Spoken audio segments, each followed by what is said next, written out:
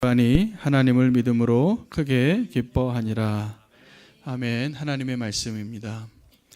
오늘 추석 명절인데 오늘 이 예배당에 함께 예배드리지 않는 성도님들에게도 오늘 이 동영상 통해서 함께 예배에 동참한다고 믿고 함께 말씀을 전하기를 원합니다. 우리가 믿음의 가족이 되어서 한 교인이 됐다라는 것은 하나님의 깊은 은혜 안에 우리가 한 가족이 됐다라고 믿습니다. 그래서 이 명절도 우리가 주님이 맺어주신 이 가족의 놀라운 축복 가운데 함께 은혜를 나눌 수 있게 된 것이 저는 참 은혜라고 생각이 되어집니다. 오늘 본문은 사실은 제가 오늘 전하고자 하는 메시지하고 너무 연관이 없는데 요 한 구절 때문입니다. 주 예수를 믿으라. 너와 내 집이 구원을 얻으리라 라는 말을 바울이 그 간수에게 하게 됩니다. 그런데 이 놀라운 역사가 일어나죠. 그 감옥에 지진이 일어나서 이 바울과 실라가 찬양과 기도하다가 착고가 풀리고 그 사람들 때문에 다른 죄수들의 착고까지 다 풀리고 예수님이 십자가상에서 돌아가셨을 때나 일어났을 법한 기적이 일어나서 그들을 하나님이 살리셨는데 바울이 지금 이 본문에 의하면 쓸데없는 일을 하고 있어요.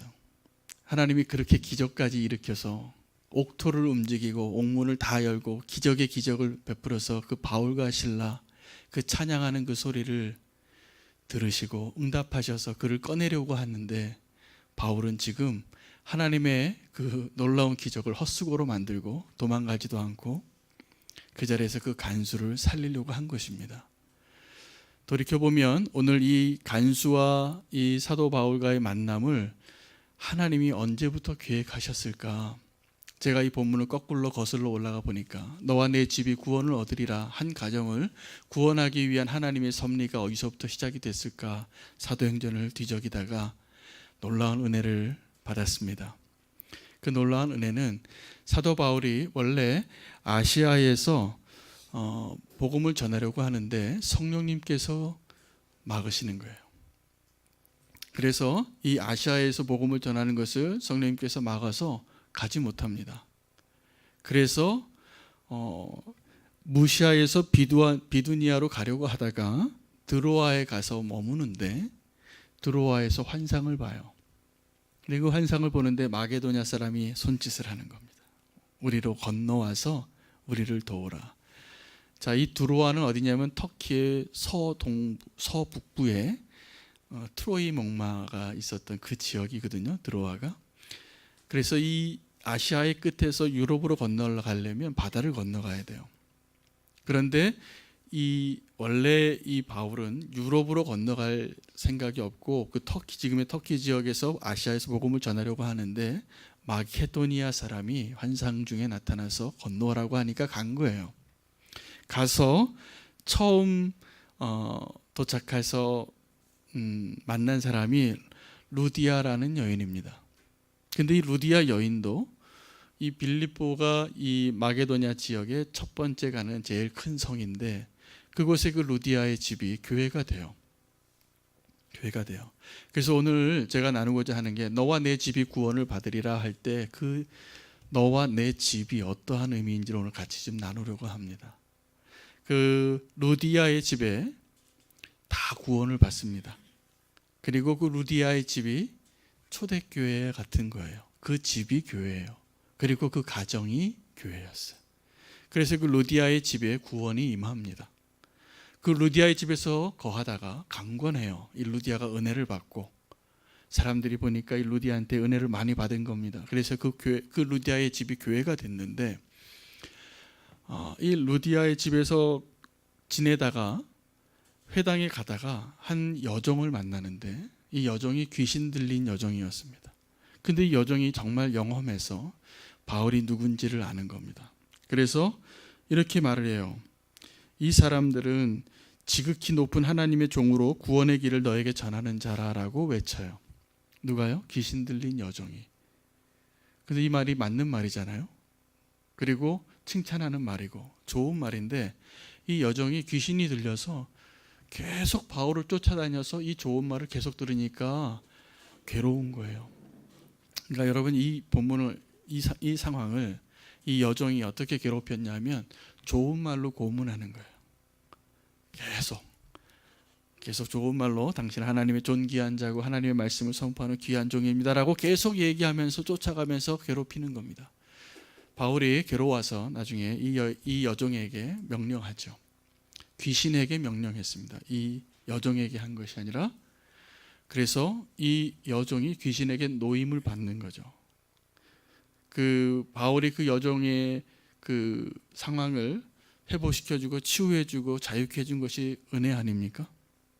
그런데 이 여종의 주인이 여러 명이 있었어요. 그래서 이 주인들이 이 여종이 귀신에게서 벗어난 것을 보고 무엇을 생각했냐 하면 자기의 수익의 근원이 끊어진 것을 생각하고 이제 이 바울 일행을 음해합니다. 거짓말을 퍼뜨리고 상관들에게 이야기해서 폭동이 일어나서 영문도 알지 못하는 수많은 사람들이 우리의 풍속을 깨트리는 자들이 와서 우리를 어지럽게 한다라고 누명을 씌워서 돌 던지고 매를 맞고 옥에 갇히고 가장 깊은 곳에 옥에 갇히는 거예요. 원래 이 바울이 이 여종에게 행한 일은 너무나 아름다운 일이었습니다. 그렇죠? 그리고 여러분, 우리가 예수 그리스도의 이름으로 귀신 내어 쫓을 수 있다는 것을 바울을 보고도 알 수 있지 않습니까? 그런데 한 여종의 삶이 회복되어진 것을 돈 때문에 실망한 사람들이 바울에게 모함을 합니다. 그래서 바울과 실라가 옥에 갇혔는데 이 옥에 갇힌 바울과 실라가 그곳에서 많이 맞았던 것 같아요. 그래서 나중에 이 간수가 이 바울의 일행에게 엎드리고 나서 뭘 하러 가냐면 바울 상처를 치유해 주러 자기 집에 데려가는 거예요. 그래서 거기서 이 놀라운 역사가 일어난 거죠. 이 바울이 그렇게 맞고도 그 깊은 감옥에서 하나님을 찬양합니다. 그리고 기도합니다. 그리고 이 누가가 이 사도행전을 기록했는데 이렇게 기록하죠. 옆방에 있는 간수들이 이 바울과 실라의 찬양과 기도 소리를 들었더라. 여러분, 그때 이 바울과 실라의 찬양 소리는 옆에 있는 제수들만 들은 것이 아니라 이 간수도 들었고 하늘에 계신 하나님도 들은 겁니다. 그래서 그 하나님이 놀라운 역사를 일으킨 거죠. 기적이 일어났습니다.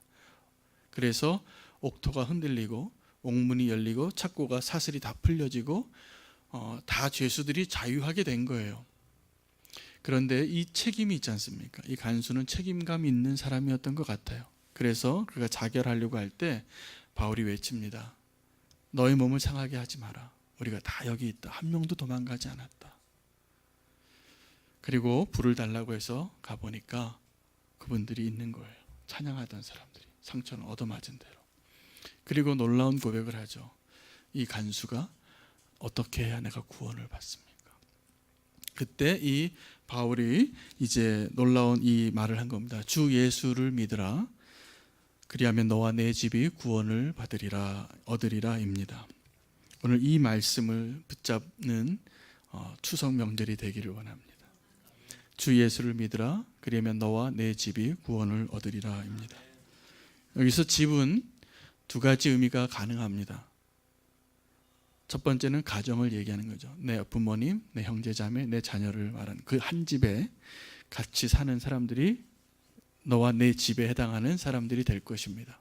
그런데 이 본문의 컨텍스트에서는 사실은 교회를 의미하는 것이기도 합니다. 내 집이. 그때는 집이 교회였어요. 이 건물이 있고 그런 게 아니라 나중에 제가 오늘 그 얘기를 하려고 하는데 너와 내 집이 구원을 받으리라 할 때 내 집이 또 확대되어진 가정의 의미가 교회라는 것입니다. 우리는 이 너와 내 집이라고 얘기할 때 이 가족의 의미를 한번 헤아려 볼 필요가 있습니다. 우리는 이 땅에 존재하는 모든 사람들 가운데 가족 없이 이 땅에 존재한 사람이 없습니다. 우리에게는 다 어머니와 아버지가 있고 또 결혼해서 남편과 아내가 생기고 그리고 자녀가 생기는 것이죠. 이것이 가정입니다. 이것은 하나님의 계획이고 우리를 향한 하나님의 축복입니다. 선물이기도 합니다. 그런데 우리 가정 안에 믿지 않는 가족들이 있습니다. 아마도 이번 추석 명절에 그 하지 말아야 될 말들이 있답니다. 이런 겁니다. 너 언제 취직하니? 또 너 언제 시집 가니? 또 뭐 이런 내용들, 청년들이 또 이게 인생에 먼저 산 사람들이 사실은 사랑하는 마음으로 물어보는데 그 말이 그렇게 듣기 싫다고 합니다. 또 하나 금기가 있는데 종교가 다른 가족이 함께 모여 있는 거예요. 그래서 제사를 드려야 하는지 예배를 드려야 하는지 그것이 항상 민감합니다. 그리고 이것을 우상 숭배로 여겨야 하는지 아니면 가족의 문화로 여겨야 될지 항상 고민이 되기도 합니다. 그래서 우리 교회에서는 이번에 추석 명절 가족 예배지를 준비해 드리고 그러한 다른 종교를 가지고 있거나 아직 불신자인 가족들의 마음을 품고 함께 예배할 수 있는 자리가 될 수 있도록 조금 더 객관적이고 배려할 수 있는 예배의 자리를 준비하도록 도왔습니다. 우리가 그래야 합니다.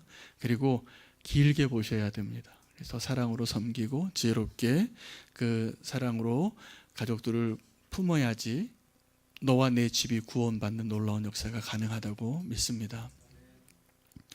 자, 우리 가족이 무엇인가에 대해서 말씀을 드리려고 하는데 첫 번째 가족은 하나님을 아는 비결을 알려주시기 위한 삶의 존재 방식입니다. 자, 가족의 개념을 가지고 하나님께서 하나님 자신을 우리에게 설명해 주셨어요. 그래서 하나님은요, 우리 아버지이십니다. 믿어지십니까? 그리고 예수 그리스도께서 하나님의 아들이에요. 우리가 하나님이 어떤 분이신지 모르는데 하나님을 우리에게 설명해 주시기 위해서 가장 완벽한 모델이 가족이라는 겁니다. 그래서 하나님 아버지가 있고 하나님 아들이 있어요. 근데 어떤 이단은 이제 하나님 어머니도 있다고 합니다. 모 이단이 그렇습니다. 그래서 어떤 한 사람을 하나님 어머니래요, 그 사람이. 잘못된 개념입니다. 성경에서 말한 것까지 믿어야 됩니다. 그 인간적으로 또 너무 해석하시면 안 됩니다. 성경에서 하나님께서 하나님 우리에게 계시해 주신 방법이 가족을 통해서인데 아버지가 있고 아들이 있다라는 사실이에요. 거기까지 믿으시고 거기까지를 이해하시면 되겠습니다. 그런데 안타깝게도 그러면 하나님은 우리에게 계시해 주시기 위해서 알려주시기 위해서 하나님을 아는 방법으로 가족을 들은 건데 우리는 다 가족을 경험하고 있잖아요. 우리 존재하는 데 있어서. 그런데 이 아버지가 문제가 많습니다. 아버지가 이 하나님의 깊은 뜻을 이해하지 못하고 아버지가 되는 거예요. 저를 포함해서. 그래서 이 아버지가 돼서 아버지의 역할을 오해해서 권위주의적으로 행동하거나 내가 아버지니까 내가 책임자니까 너는 내 말을 당연히 들어야 해. 내가 너를 월급 벌어서 갖다 살려주잖아. 또 내가 이 가정의 최고의 머리이잖아. 이러한 생각으로 잘못된 아버지의 역할을 해서 어떤 부작용이 일어나냐면 많은 사람들이 하나님 만나는 것을 막습니다. 예수님 만나기 전에 많은 사람들이 하나님을 알지 못하고 내가 하나님을 하나님이라고 여기는 것의 가장 큰 걸림돌들이 사실은 아버지예요. 우리 아버지들이 회개해야 합니다. 내가 아버지입니다. 이 고백이 정말 어떠한 의미가 있는지 알면 놀라운 겁니다. 내가 아버지라니요. 내가 이 가정의 아버지가 됐다. 이것은 놀라운 의미입니다. 하나님 아버지와 같은 역할을 위임받은 자가 되는 거예요. 이 가정 안에. 그래서 그 미국의 프로미스 키퍼스라는 운동 가운데 이러한 이야기를 했어요. 이 사회가 변화되기 위해서 아버지만 변화돼도 충분하다. 남자들만 거룩한 삶을 살고 남자들만 똑바로 아버지가 되면 가정이 회복되어지고 이 사회가 회복되어질 거라고 믿는 사람들이 수만 명들이 모여서 스테디움에서 기도하고 남자들이 거룩한 손을 들고 회개하고 예배하는 놀라운 운동이 있었습니다. 우리는 지금 그것이 필요하다고 저는 믿습니다. 그 가정 안에서 하나님이 보여주시는 하나님의 모델대로 가정이 되어져야 하는데 그렇지 못하는 것이죠. 그래서 이 가정이 삶의 방식이라고 했잖아요. 그리고 하나님의 은혜를 경험하고 하나님을 아는 방식인데 결혼을 통해서 하나님 원래 계획하신 것은요, 자녀를 많이 낳아야 합니다. 그래서 저는 주례를 가끔 부탁을 받으면 꼭 그 얘기를 합니다. 제 주례 본문이 제가 정해져 있는데 그 주례 본문에 꼭 마지막에 이렇게 얘기합니다. 가능한 한 많이 나오시라고. 근데 이것이 그냥 덕담으로만 들리고 실제로는 어려워요. 왜 어렵냐 하면 정말 힘든 거예요. 돈이 드니까. 그런데 우리가 아주 현실적으로 봤을 때 저도 이해가 됩니다. 요즘 자녀를 하면 양육하고 이렇게 하는데 비용이 많이 드니까 계산이 되는 거죠. 그래서 요즘 딩크족이라고 아시죠? 네, 더블 인컴 노 키즈라는 부부가 많이 나오는 거예요. 그리고 그냥 내가 수익은 2배로 하고 내가 살기도 바쁘고 내 자아를 성취하는 대로만 있고 자녀를 안 낳겠다, 이런 생각이 주로 어느 나라에서 많이 나오냐 하면요, 무슬림 가운데서 나오지 않습니다. 선진국에서 나온 이야기입니다. 근데 그 선진국들이 대부분 기독교 국가라는 겁니다.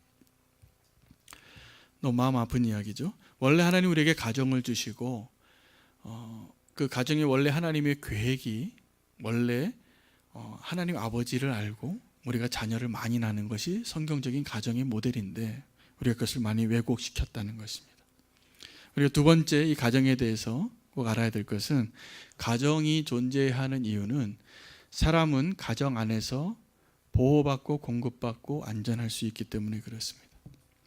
성경에서 말하는 사회적인 약자들이 있어요. 누구죠? 성경에서 말하는 사회적인 약자가 고아와 가부입니다. 자, 그럼 고아와 가부가 어떤 사람들입니까? 완전한 가족의 구성원을 이루지 못하는 사람들이에요. 누구나 우리가 살아갈 때 아버지가 있고 어머니가 있고, 그럼 고아 아닙니다. 남편이 있으면 과부 아닙니다.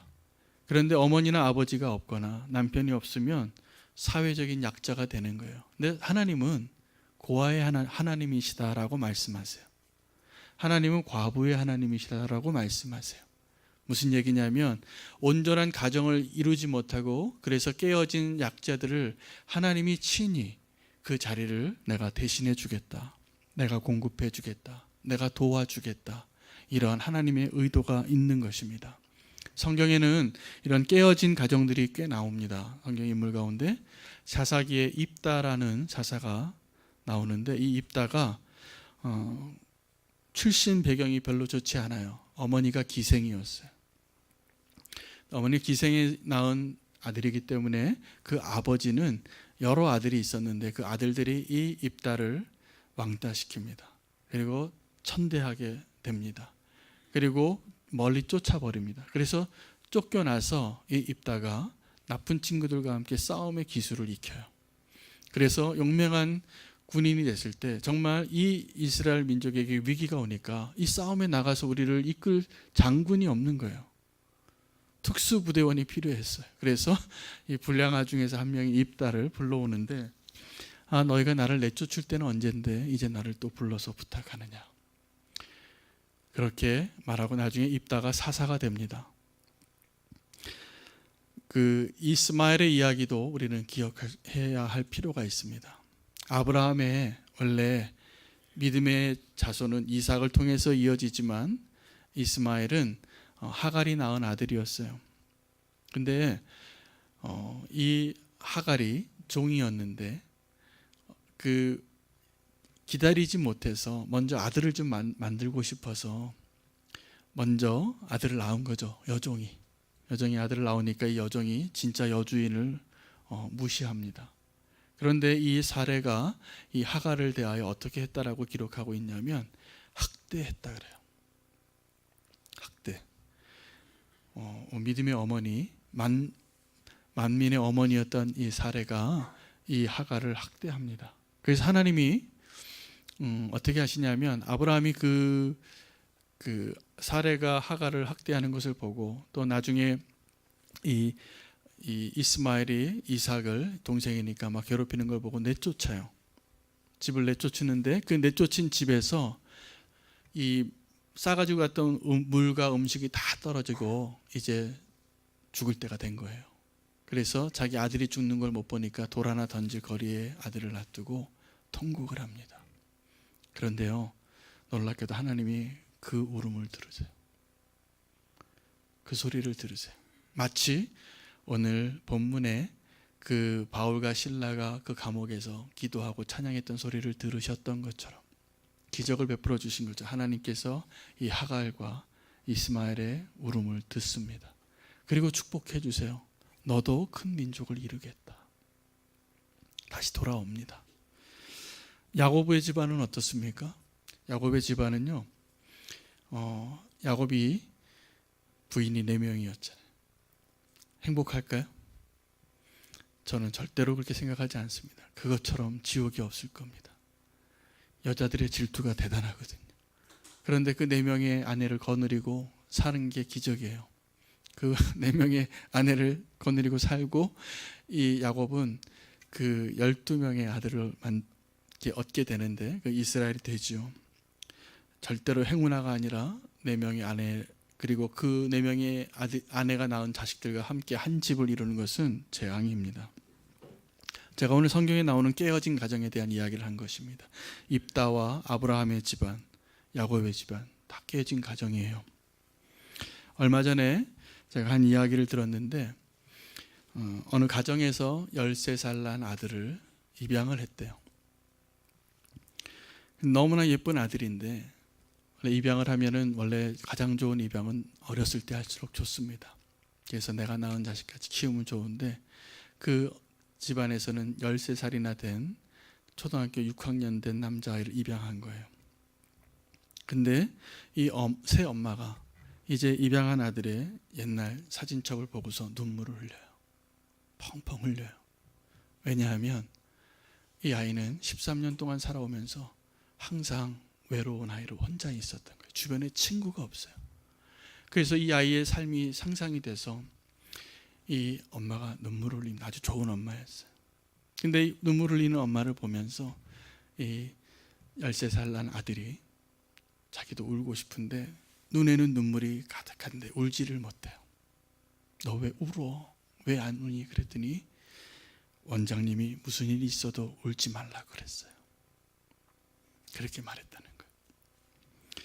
제가 그 이야기를 듣고 있다가 저가 눈물이 났어요. 이 깨진 가정에 대한 하나님의 마음이 느껴졌어. 깨진 가정이 굉장히 많아서요. 요즘은 이혼한 가정들이 교회 안이나 교회 밖이나 거의 비율이 비슷합니다. 이혼한 사람들이 굉장히 많습니다. 하나님은 성경적으로 이혼하면 안 됩니다. 만약에 누가 이혼하기 전에 저에게 찾아오면 저는 상담할 때 무슨 수를 써서라도 말리겠어요. 위협을 해서라도 말리고 싶어요. 절대로 하면 안 됩니다. 그런데 말이죠, 이미 이혼하신 분들이 있어요. 아픈 사람들이 있어요. 싱글맘이 되신 분들이 있고 미혼모가 있고. 그런데 교회에서 그분들을 편견을 가지고 율법적으로 대하면 안 됩니다. 더 사랑하고 품어주고 우리 교회에 정착할 수 있게 도와주어야 합니다. 저는 그것이 그리스도의 사랑이고 우리가 그런 거예요. 어떤 그 하나님의 가정에 대한 하나님의 뜻은 이혼하면 안 되는 겁니다. 근데 이혼한 사람에 대해서 우리는 어떻게 해야 됩니까? 라고 물으신다면 저는 목회적인 책임을 가지고 그 가정을 돕겠습니다. 그것이 하나님이 원하시는 겁니다. 하나님은요, 이 사회에 연약하고 깨어진 가정에 대해서 우리가 어떻게 도와야 할지를 말씀하고 계시는 겁니다. 세 번째는 이 가정은 구원을 완성하기 위한 하나님의 완벽한 놀라운 도구입니다. 그래서 이 간수가 어떻게 해야 구원을 받을 수 있습니까? 라고 물었을 때 바울이 이 간수에게 줄 수 있는 가장 완벽한 구원의 모델을 설명한 거예요. 너와 내 집이 구원을 받게 하겠다. 주 예수를 믿으라. 여러분, 우리가 구원받기 위해서 너와 내 집이 구원받는 놀라운 축복과 은혜가 오늘 이 자리에 함께하는 모든 성도님들에게, 또 이 말씀 듣는 우리 성도님들에게 있기를 원합니다. 선교사님 한 분이 있었는데 밀림에서 사역을 하던 선교사님이 있었습니다. 근데 이 선교사님이 그 추장의 딸이 열병이 났어요. 그래서 이 추장의 딸을 도와줘야겠는데 자기가 갖고 있던 상비약 아스피린을 하나 먹였습니다. 그랬더니 이 열이 내리고 다 죽어가던 열이 펄펄 나서 죽어가던 이 추장의 딸이 나음을 받은 거예요. 그리고 그 추장이 그 다음 날 한 몇십 명 되는 자기 부족들을 다 불러서 이렇게 말하고 선포했습니다. 우리 쿤타킨테족은, 이건 예를 든 겁니다. 진짜 쿤타킨테족이, 우리 쿤타킨테족은 내일부터 다 교회 갑니다. 자, 교회에서 만납시다. 우리 내 딸을 고쳐준 이 선교사 보니까 진짜 영험한 사람이에요. 그래서 다 교회 가기로 결정을 해요. 그런데 이 선교사님이 고민이 되는 거예요. 그리고 선교본부에다가 이렇게 편지를 썼습니다. 이렇게 해서 지금 우리 교회에 이 쿤타킨테족이 다 내 교회에 와 있는데 세례를 줘도 됩니까? 라고 편지를 썼어요. 세례를 줘도 될까요, 말까요? 그 선교사님은 이 선교 훈련 받을 때 신학과 선교에 대한 세례를 줘야 되는 조건에 대해서 분명히 자기가 자기 죄를 고백하고 예수 그리스도의 십자가를 인정하고 예수 그리스도의 이름으로 내가 구원받았다는 그런 확신이 있을 때 세례를 줘야 되잖아요. 우리 세례 문답 다 하고서 세례 받으셨잖아요. 그죠? 그런데 이 선교사님 그게 없이 막 너무 많이 와서 잘 예수님 알지도 못하는 것 같은데 세례 받겠다고 하니까 고민이 된 겁니다. 그럴 때 우리는 오늘 제가 말씀드리고자 하는 구원에 있어서의 가족의 의미를 한번 성경적으로 찾아볼 필요가 있습니다. 아브라함이 소돔과 고모라를 위해서 중보할 때 롯의 가족이 있었습니다. 그래서 이 하나님의 사람들과 그 딜을 하죠. 그렇죠? 그래서 의인 50명부터 10명까지 내려와서 10명을 생각하고 그래도 이 악인들을 이 의인과 함께 멸하시겠습니까? 안 하겠다고 합니다. 10명만 있으면 내가 소돔과 고모라 멸망시키지 않겠다. 그 10명 안에는 룻의 가족이 포함이 돼 있어요. 그런데 아브라함은 그 룻을 보고 기도했는데 이 룻만을 이야기한 것이 아니라 룻의 가족을 이야기한 것입니다. 롯을. 그 노아의 방주 이야기, 지난주에 우리가 주일 설교 때 제가 말씀을 나눴는데 노아가 하나님과 동행했는데 노아의 가족들이 다 구원받아요. 방주에 같이 들어가는 겁니다. 하나님이 노아를 사랑해서 그 가족까지 덤으로 이렇게 구원시킨 거죠. 6월절에는 어땠습니까? 출애굽하는데 그 6월절 양을 먹은 사람들을 우리가 할례를 할 때는 한 사람 한 사람을 할례하지만 하나님의 심판이 임할 때는 그 집안의 문설주에 양의 피가 묻혀 있는 집을 건너뛰어서 패스오버가 된 겁니다. 여리고성이 무너질 때 라합의 집에도 그랬습니다. 이 정탐꾼들이 약속을 하죠. 그리고 살려줬기 때문에 너의 집안에 있는 사람은 보존되리라. 또 나옵니다. 사무엘도 자기를 버리는 백성 앞에서 이렇게 선언하고 요구합니다. 나와 내 집은 여호와를 따르겠노라. 너희는 이제 선택하라.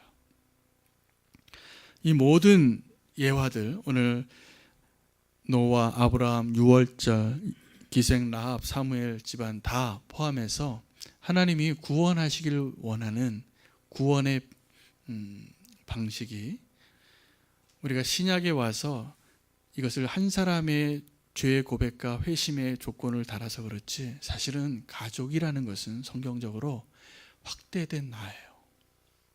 확대된 나예요. 그래서 우리 가족 안에 아직 믿지 않는 가족이 있다면 우리는 이제 이렇게 기도해야 되는 겁니다. 하나님이 나의 구원을 완성시키기 위해서 나에게 맡겨주신 사명인 거예요. 내 가족 가운데 아직도 믿지 않는 가족이 있는데 편하게 주무시면 안 됩니다. 기도해야 합니다. 주 예수를 믿으라. 그리하면 너와 내 집이 구원을 받으리라. 이 말은 뭐냐 하면 너와 내 집이 구원을 받을 정도로 예수 그리스도를 믿어야 한다는 거예요. 우리가 오늘 이 추석 명절에도 어려운 이야기가 뭐냐 하면 가족에게 전도하는 게 제일 어려워요.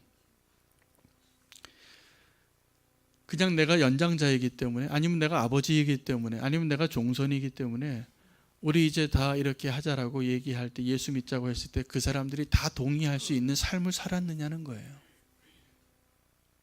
아니면 내가 그 종손이 아니고 아버지가 아니고 그 집안의 어른이 아닐 수도 있는데 나를 통해서 내 가족이 변화받을 만큼 내가 믿는 자의 삶을 살았느냐예요. 이게 어려운 이야기입니다.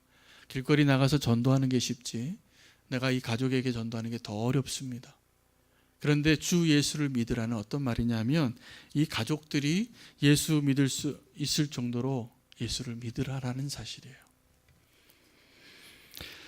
가족에 대해서 제가 오늘 꼭 이야기하고 싶은 것은 예수님께서 이 가족을 재구성하셨다는 사실입니다.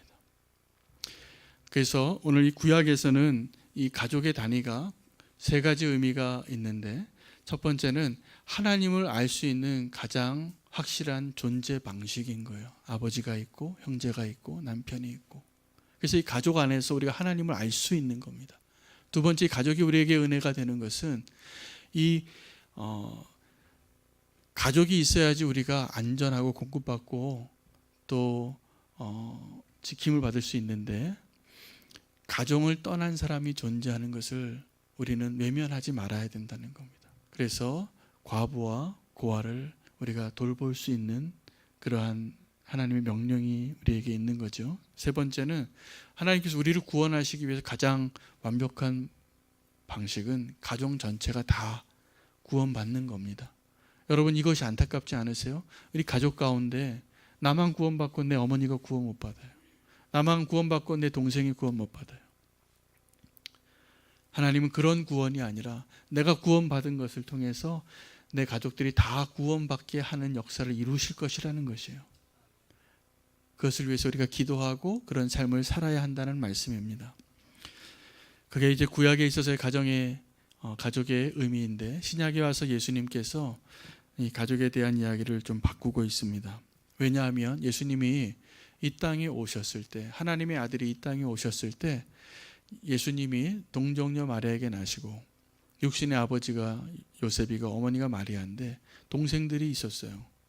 근데 예수님이 선지자로서 메시아로서의 삶을 시작하자 정말 정작 예수님을 따랐던 사람들은 많이 있었는데 예수님의 고향 집에서는 배척을 당했거든요. 배척을 당했거든요. 그래서 예수님이 그렇게 얘기합니다. 누가 내 어머니고 누가 내 형제냐.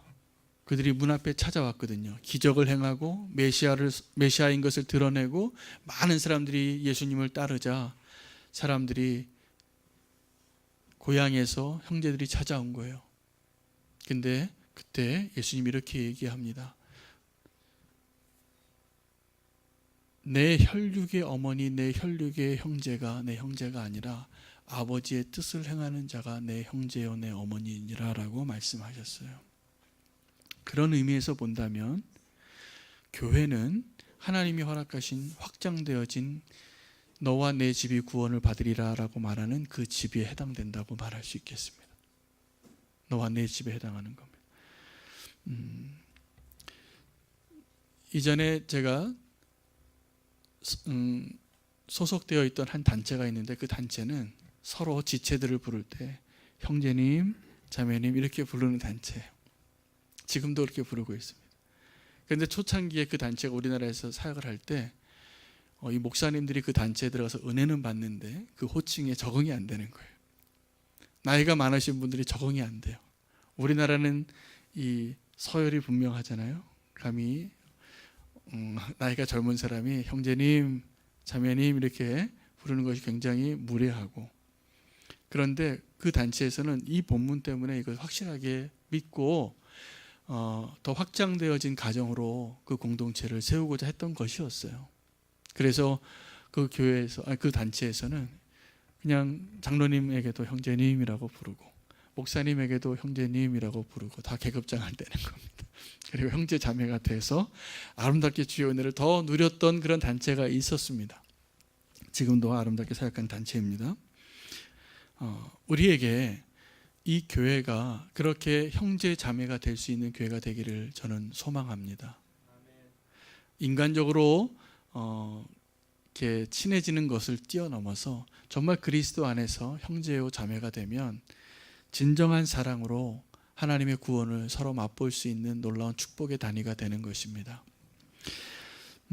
예수님이 십자가에서 달리실 때 이 육신의 어머니를 사도 요한에게 부탁해요.